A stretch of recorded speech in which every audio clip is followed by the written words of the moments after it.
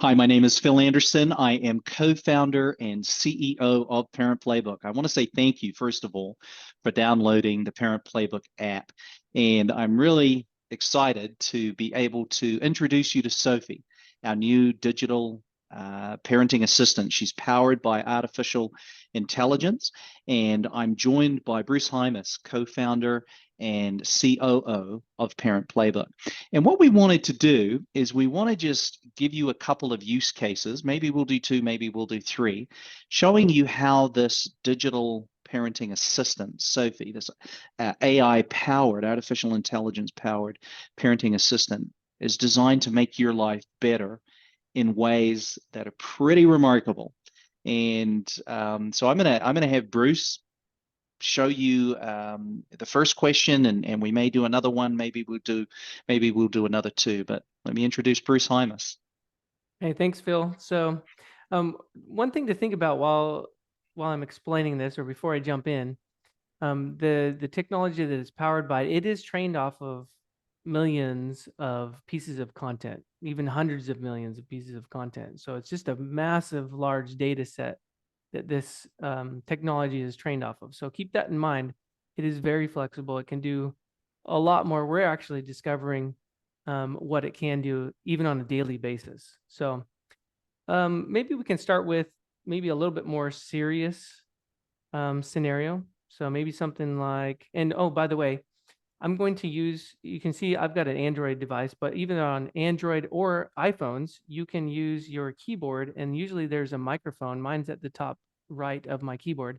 You can use that microphone to speak in your text. So you can either type it in or you can just speak in your text. So I usually like speaking in the text. Sometimes it's a nice way to interact with Sophie. So let's try this. Oh, by the way, I've got 4 kids, 3 girls and a boy.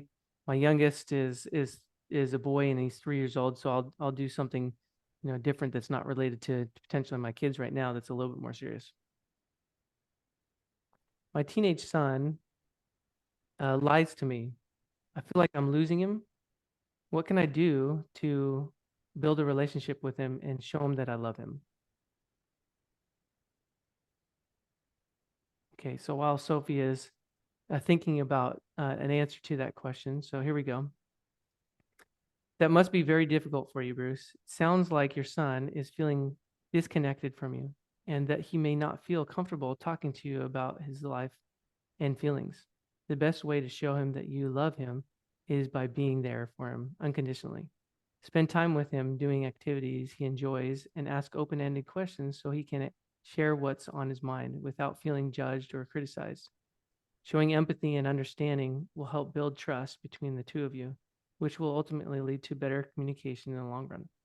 So that's just a short, quick answer. You can have Sophie expound on that, or you can even say, well, this is what I've tried. Do you have any other suggestions? And so you can continue to go back and forth with Sophie to get more detailed answers. And you can tell Sophie what you've tried, what you haven't, like I said, and she'll just come back with more and more answers that would likely be helpful for you. Let's do a non-parenting one now. But while you're getting ready to pull that up, Bruce, let me maybe give some context. This was an actual question. We had a parent reach out and say, "Look, I'm feeling a lot of stress around a work situation, and I want to use Sophie to help me craft an email about an issue that's causing me a lot of angst." This was a mom, and so we said, "Go ahead, Sophie can handle that." So the point I want to make here with this question is, while we're going to give you, we've just given you an example of using Sophie as a parent, what if you need to use this technology in a way that isn't related to parenting, but that's going to help you to be more present with your kids, or just to be a resource or a tool to make your life easier, which is what an assistant would do anyway. And so this was a mom again that wanted help crafting an email to, I believe, a coworker that she had. So watch what Sophie does and how she handles this question. All right, let's see. Let's put in something like this. Please write me an email to my coworker, John, explaining a meeting he wants me to attend on Wednesday at 2 is not a good use of my time because I have a sales meeting at the same time.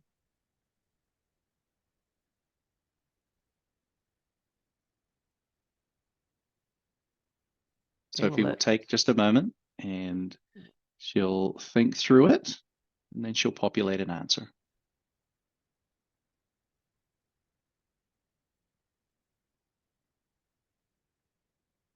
All right, there. It took a little bit longer. Sometimes the server, there's a lot of people using this right now, so sometimes it takes a little bit longer.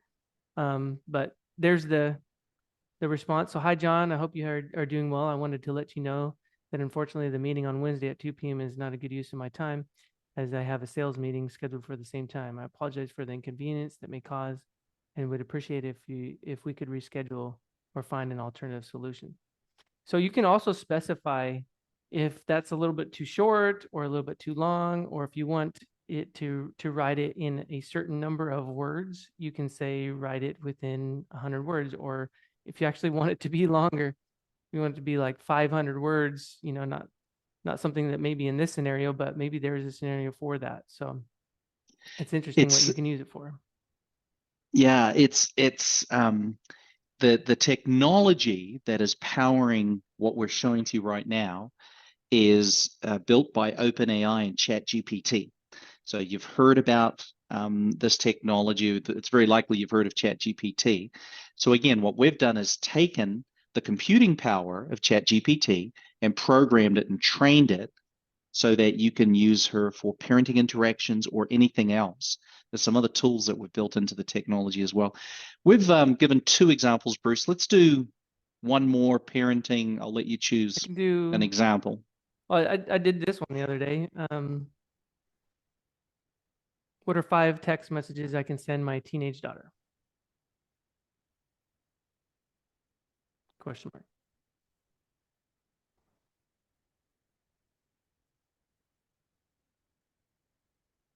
Oh, it heard me say quarter, but it looks like it still understood the question. Sure, here's some ideas. I'm here for you if you ever need me or need to talk. I'm proud of the hard work you put in today. Let me know if there's anything I can do to help. It's okay to make mistakes. That's how we learn and grow. You're an amazing person, and I love having you as my daughter.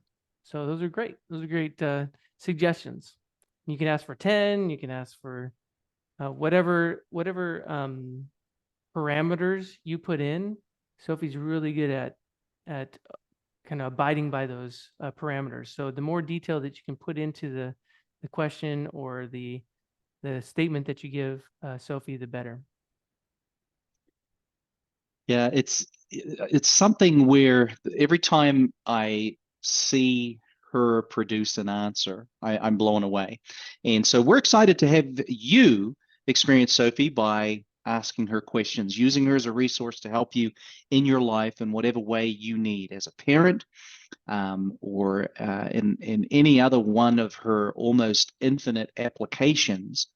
Use her. She's available to you.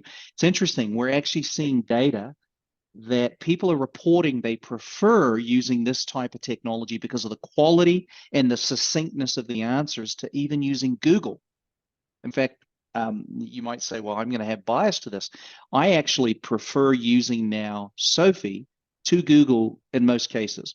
If I'm looking for what time the Chinese restaurant up the road closes, then maybe I'm going to use Google. Other than that, if I want answers and information in the highest quality and the most succinct way, and don't want to have to filter through a million plus answers to a simple query, this is a much better user experience. And we're actually seeing that the data and OpenAI and ChatGPT is actually reporting that people are using this technology even in place of Google. So we've presented it and are giving it to you in a way that makes it really easy for you to be able to interact with it. Anything else, Bruce?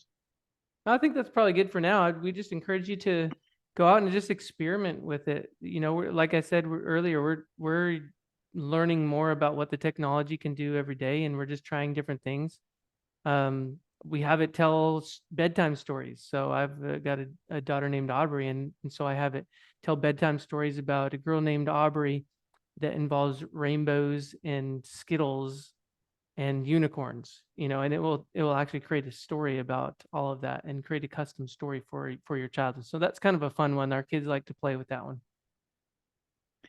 Well, thank you, everybody. Enjoy this new resources tool. We're probably going to release some additional videos showing you some additional things that Sophie is able to do.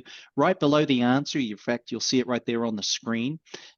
You have the ability to engage some other resources and tools that we've built in to make the user experience even more positive. So enjoy it. We'd love to get your feedback on how you're using Sophie to make your life just a little bit easier. Thanks, everybody.